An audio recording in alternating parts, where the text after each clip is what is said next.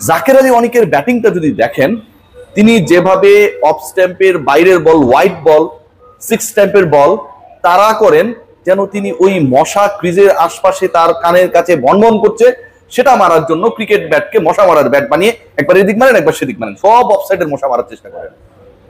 একজন আন্তর্জাতিক ক্রিকেটার কত আগলি ব্যাটিং করতে পারেন, কত প্ল্যানলেস ব্যাটিং করতে পারেন, কত প্রশ্নবিদ্ধ শটস খেলতে পারেন, কতটুকু স্কিলফুল হলে অফসাইডের বাইরের বল তিনি টেনে লেগে মারার চেষ্টা করতে পারেন, এবং সেই ক্রিকেটার দিনের পর দিন তাকে ক্যারি করা হয়, ম্যাচের পর ম্যাচ ব্যর্থ হওয়ার পরেও তাকে দলে সুযোগ দেওয়া হয়, বিলো 100 স্ট্রাইক রেটে ব্যাট করার পরেও তার স্ট্রাইক রেট নিয়ে টিম ম্যানেজমেন্টে প্রশ্ন ওঠে না। ইভেন গাজী আশরাফ হোসেন লিপু ভাই আসসালামু আলাইকুম, আপনাকে অনেক রেসপেক্ট করি, কিন্তু এই যে গতকালকে আবার নতুন করে দল দেওয়া হলো, সেখানটাও ওই ক্রিকেটার যখন থেকে যান, এমন না যে আমার কোনো উইকেট কিপিং অপশন নেই, Nurul Hasan Sohan is there, Liton Kumar Das captain himself is there. যখন জাকের আলী অনেককে না রেখে দল ঘোষণা করতে পারেন আমাদের লিপু ভাইরা, ঠিক তখনই সিন্ডিকেট বাজিটা প্রকাশ্য হয়ে যায়। বুলবুল ভাই, এই ব্যাপারগুলো আপনারা দেখছেন না।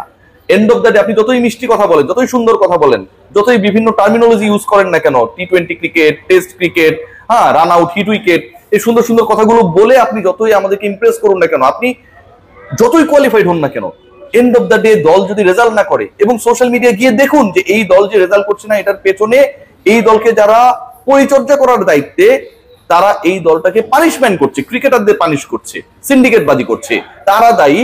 আমার কথা ভুলে যান, আপনি সোশ্যাল প্ল্যাটফর্মে গিয়ে দেখুন না, উত্তরটা পেয়ে যাবেন। খেয়াল করে দেখুন যে বাংলাদেশ জাতীয় দলে এই সালাউদ্দিন যেভাবে ড্যামেজ করেছে, ওয়ানডেতে বাংলাদেশ খেয়াল করে দেখেন যে 100 করতে পারে না। এই বাংলাদেশ আমরা কবে দেখেছিলাম? এরকম হতদরিদ্র ব্যাটিং আমরা কবে দেখেছিলাম? ব্যাটিং কোচের ভূমিকায় তিনি 109 রানে বাংলাদেশ অল আউট হয়ে যায়। এরকম হতদরিদ্র ব্যাটিং আমরা কবে দেখেছিলাম? 30 ওভার খেলতে পারে না। তিনি প্রেজেন্স থাকার পরেও আমরা দেখেছি ওয়ানডেতে টানা 4টা সিরিজে বাংলাদেশ দল হেরে গেছে। এই যে সিনারিও গুলো ঘটেছে, এই যে ঘটনাগুলো ঘটেছে, একটার পর একটা ঘটনা ঘটেছে, এবং তারপরেও তিনি শপথে বহাল রয়েছেন। তাকে সরানোর ব্যাপারে, তার এগেইনস্টে কোনো অ্যাকশন নেওয়ার ব্যাপারে কারো কোনো ধরনের উদ্যোগ নেই।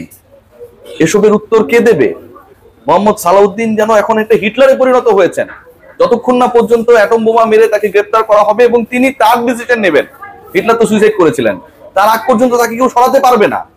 জার্মানির চ্যান্সেলর হিটলার যেন এই মুহূর্তে বাংলাদেশের দায়িত্বে, সিনিয়র অ্যাসিস্ট্যান্ট কোচের দায়িত্বে চলে এসেছেন। একটা দল এভাবে ফেইল করার পরে, একটা দল এভাবে ব্যর্থ হবার পরে, একটা দলের ক্রিকেটাররা এন্ডলেস প্রেসারে থাকার পরেও ক্রিকেট ম্যানেজমেন্ট এখানটায় কোনো ভূমিকা রাখে না। দল নতুন করে দেয়া হয়, সেখানটায় সৌম্য সরকারের জায়গা হয় না, অথচ সবশেষ ওয়ানডে সিরিজে কি অসাধারণ ক্রিকেট খেললেন। ফ্রম নো হয়, কোথাও তিনি ছিলেন না, কোনো প্রসেসের মধ্যে তিনি ছিলেন না। He did his best.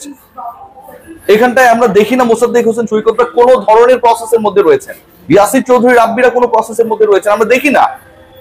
ফাঁকা মিডল অর্ডার নিয়ে আমরা খেলছি, তাওহিদ হৃদয়, জাকের আলী অনিক, এবং এই মেকানিজমটা টোটালটাই কুমিল্লা ভিক্টোরিয়ান্স মেকানিজম এটাকে হচ্ছে ডিল করছে। খেয়াল করে দেখুন, Liton Kumar Das, he was the captain of Comilla Victorians. Imrul কায়েসকে ওখান থেকে মোহাম্মদ সালাউদ্দিন সরিয়ে, ওই সময় গুটিটা শুরু হয়েছিল, লিটন কুমার দাসকে ক্যাপ্টেন্সি দেন। সেই ক্যাপ্টেন ন্যাশনাল টি-20 ক্যাপ্টেন, সেই কোচ জাতীয় দলের senior batting coach, assistant coach, এবং তাদের দলে অবভিয়াস চয়েস হিসেবে আমরা দেখি তাওহিদ হৃদয়কে।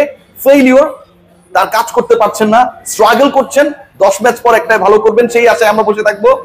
সেই ম্যাচের 11-এ কোনো কিছু না করে from nowhere Jaker Ali অনেক ঢুকে যান।